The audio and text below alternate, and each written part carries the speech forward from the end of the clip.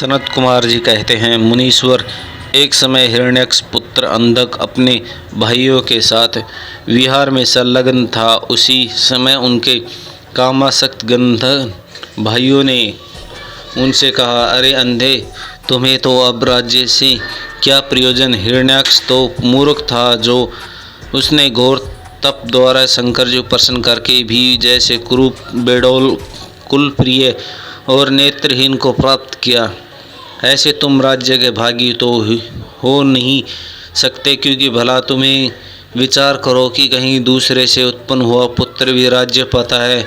सच पूछो तो निश्चय ही इस राज्य के भागी हम ही लोग हैं। सनत कुमार जी कहते हैं, मुने, उन लोगों की यह बात सुनकर अंधक दीन हो गया। फिर उसने स्वयं ही बुद्धिपूर्वक विचार करके तरह तरह की बातों से उन्हें शांत किया और रात के समय वह निर्जन वन में चला गया। वहाँ उसने हजारों वर्षों तक घोर तप करके अपने शरीर को सुखा डाला और अंत में उस शरीर को अग्नि में होम देना चाहा। तब ब्रह्मा जी ने उसे वैसा करने से रोक कर कहा, दानव, अब तुम वर मांग ले। सारे संसार में जिस दुर्लभ वस्तु को प्राप्त करने की अभिलाषा हो उसे तू मुझसे ले ले। पग योनि ब्रह्मा के वचन को सुनकर वह दैत्य दीनता एवं नम्रता पूर्वक कहने लगा, भगवान, जिस निष्ठुरता ने मेरा राज्य छीन लिया है, वे सब दैत्य आदि मेरे भृत्य हो जाएं। मुझ अंधक को दिव्य चक्षु प्राप्त हो। इंद्र आदि देवता मुझे कर दिया करे और देवता, दैत्य, गंधर्व, यक्ष, नाग, मनुष्य, दैत्यों के शत्रु, नारायण, सर्वमय शंकर तथा अन्य किन्हीं भी प्राणियों से मेरी मृत्यु न हो।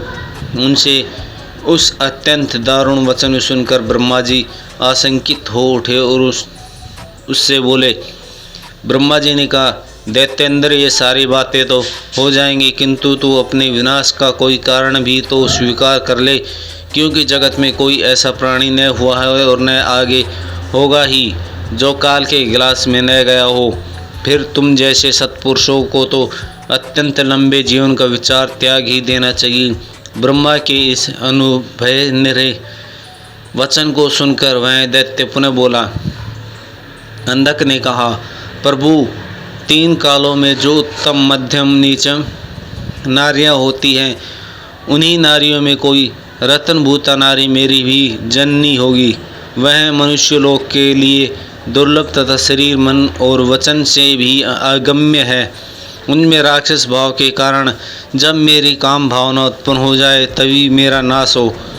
उसकी यह बात सुनकर स्वयं भी भगवान ब्रह्मा को महान आश्चर्य हुआ। वे शंकर जी के चरण कमलों का स्मरण करने लगे। तब शंभु की आज्ञा पाकर वे उस अंधक से बोले। ब्रह्मा ने कहा, दैत्यवर, तुम जो कुछ चाहता है तेरे वे सभी सकाम वचन पूर्ण हो। देवेंद्र, अब तू उठ, अपना अभिष्ट प्राप्त कर और सदा वीरों के साथ युद्ध करता रहा। मुनीश, हिरण्यकश्यप पुत्र अंधक के शरीर में नशे और हड्डियां ही शेष रह गई थी। वह ब्रह्मा के ऐसे वचनों सुनकर शीघ्र ही भक्ति पूर्वक उन लोकेश्वर के चरणों में लौट गया और इस प्रकार बोला। अंधक ने कहा, विभो, जब मेरी शरीर में नशे और हड्डियां मात्र ही शेष रह गई, तब भला इस देह से शत्रु सेना में प्रवेश करने में कैसे युद्ध कर सकूंगा। अब आप अपने पवित्र हाथों से मेरे स्पर्श करके इस शरीर को मांसल बना दीजिए।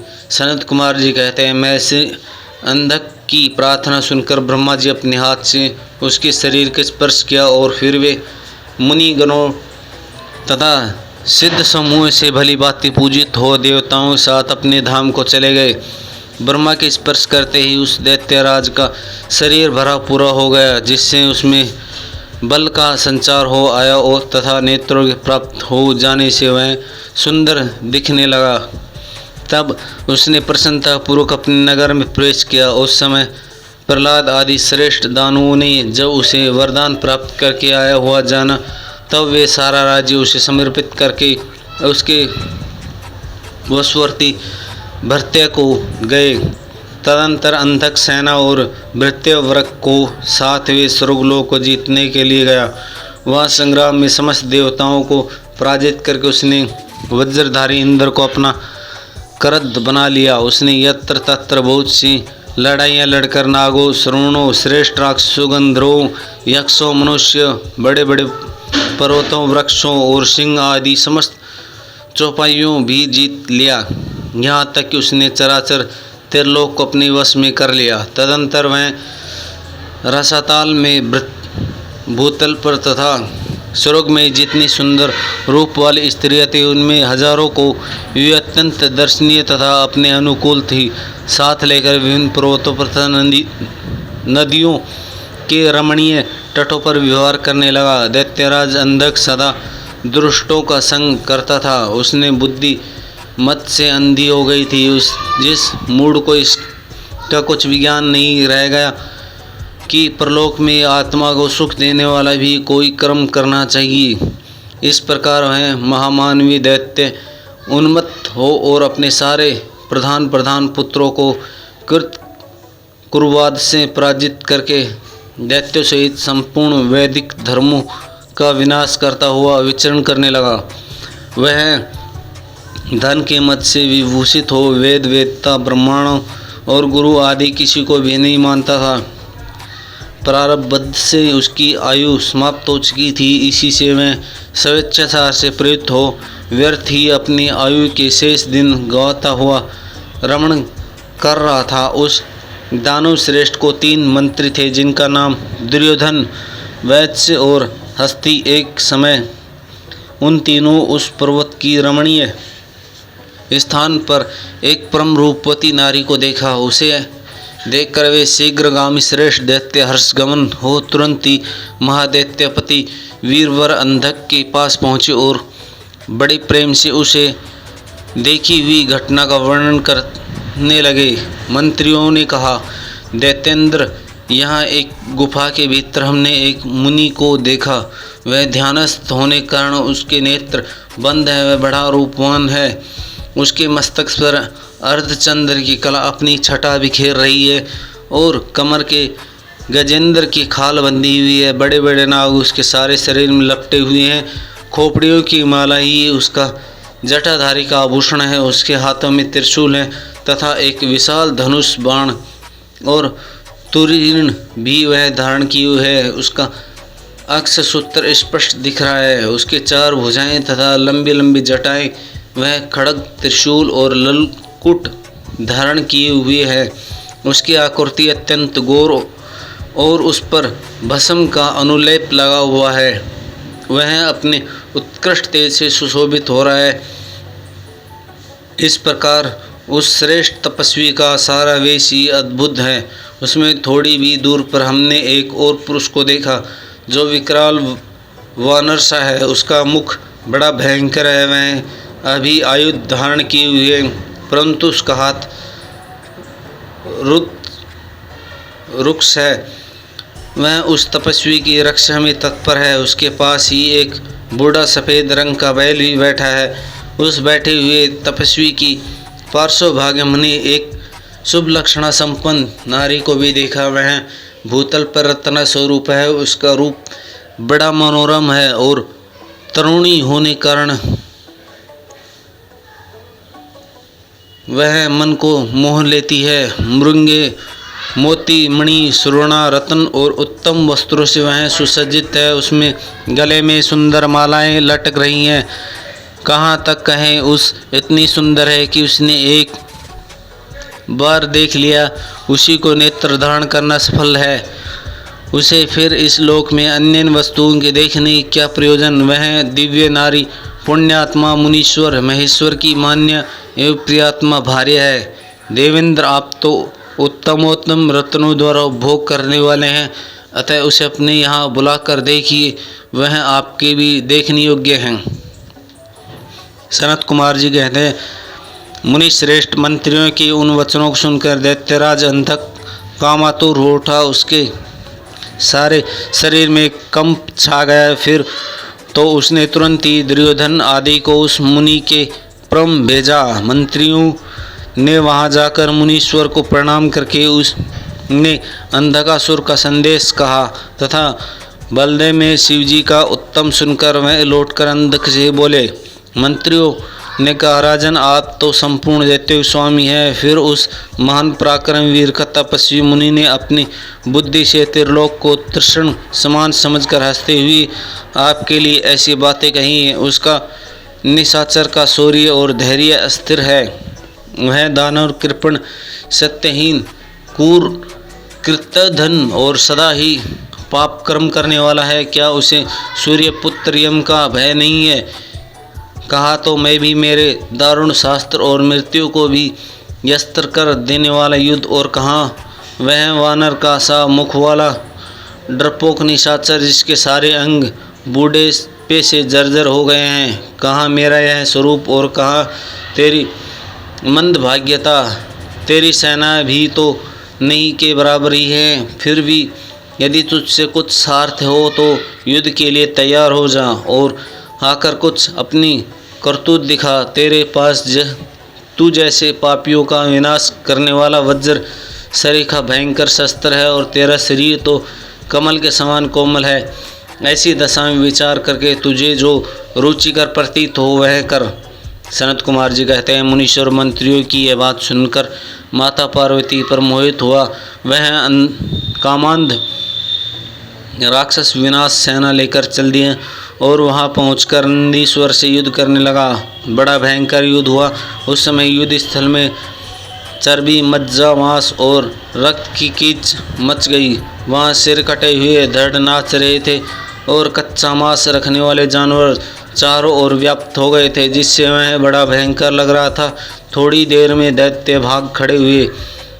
तब पिनाकधारी भगवान शंकर दक्ष कन्या सती को भली भांति धीरज बंधाते हुए बोले, प्रिय, मैंने जो पहले अत्यंत भयंकर महान पशुपत व्रत का अनुष्ठान किया था, उसमें दिन रात तुम्हारे प्रसंगवश जो हमारी सेना का विनाश हुआ है वह विध्वंस आ पड़ा है। देवी, मरणाधर्म प्राणियों का जो अमरों पर आक्रमण हुआ है वह मानव पुण्य का विनाश करने वाला कोई ग्रह प्रकट हो गया है।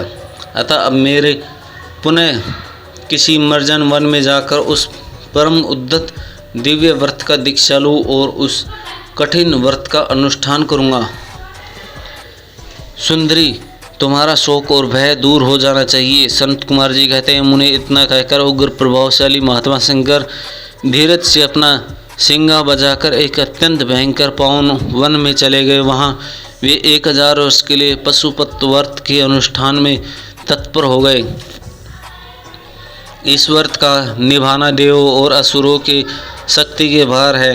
इधर शील गुण से उत्पन्न पतिव्रत देवी पार्वती मंदाचल पर ही रहकर शिव जी के आगमन की प्रतीक्षा करती रहती थी। यद्यपि पुत्र स्थानीय वीरगण की उनकी सुरक्षा में तत्पर थे, तथापि उस गुहा के भीतर अकेली रहने के कारण वे सदा भयभीत रहती थी, जिससे उन्हें बड़ा दुख होता था। इसी बीच वरदान के प्रभाव से उन्मत्त हुआ वह दैत्य अंधक, जिसका धैर्य कामदेव के बाणों की छिन्न भिन्न हो गया था, उसने मुख्य योद्धाओं को साथ लेकर पुनः उस गुफा पर चढ़ गया। वहां सैनिकों सहित उसने वीर गणों के साथ अत्यंत उद्धत युद्ध किया। उस समय सभी वीरों ने अन्न, जल और नींद का परित्याग कर दिया था। इस प्रकार वह युद्ध लगातार 500 वर्षों तक दिन रात चलता रहा।